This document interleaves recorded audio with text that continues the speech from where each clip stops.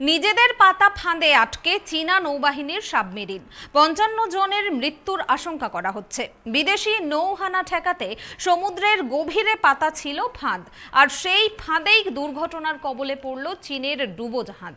ঘটনাটিতে ৫৫ জন চীনা সেনার মৃত্যুর আশঙ্কা করা হচ্ছে।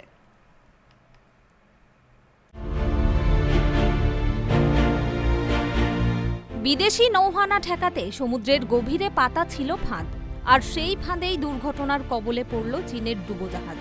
ঘটনাটিতে ৫৫ জন চীনা সেনার মৃত্যুর আশঙ্কা করা হচ্ছে। ব্রিটেনের একটি সংবাদ মাধ্যমে এই খবর প্রকাশিত হলেও তার সত্যতা অস্বীকার করেছে চীন। চীনের একটি নিউক্লিয়ার সাবমেরিন পিত সাগরে জলের গভীরে একটি অংশ পার হওয়ার সময় ফাঁদে আটকে পড়ে, যার ফলে কিছুক্ষণের মধ্যে ডুবোজাহাজের অক্সিজেন সরবরাহকারী যন্ত্রে সমস্যা তৈরি হয়। দীর্ঘক্ষণ পর্যাপ্ত অক্সিজেন সরবরাহ না হওয়ায় সাবমেরিনে অক্সিজেনের অভাব দেখা দেয়, আর সেই কারণেই ৫৫ জন চীনা সেনার মৃত্যুর আশঙ্কা করা হচ্ছে।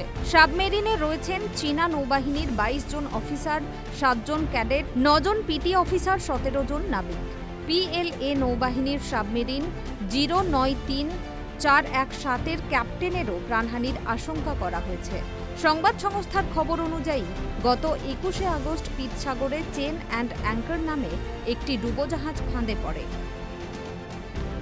ওই দিন স্থানীয় সময় সকাল ৮টা ১২ মিনিটে ঘটনাটি ঘটেছে। আসলে ব্রিটেনের জাহাজকে আটকানোর জন্যই নাকি পিত সাগরে ফাঁদ পাতা হয়েছিল, আর নিজেদের পাতা ফাঁদেই আটকে পড়েছে চীনা সাবমেরিনটি। কিছুক্ষণের মধ্যেই যান্ত্রিক সমস্যা শুরু হয় ডুবোজাহাজে। অক্সিজেনের অভাবে অসুস্থ হতে থাকেন সেনারা। শেষে সাবমেরিনে ৫৫ জন চীনা সেনার মৃত্যু হয় বলেই আশঙ্কা করা হচ্ছে, যদিও ঘটনাটি স্বীকার করতে রাজি নয় চীন প্রশাসন। Bureau report, tribe TV.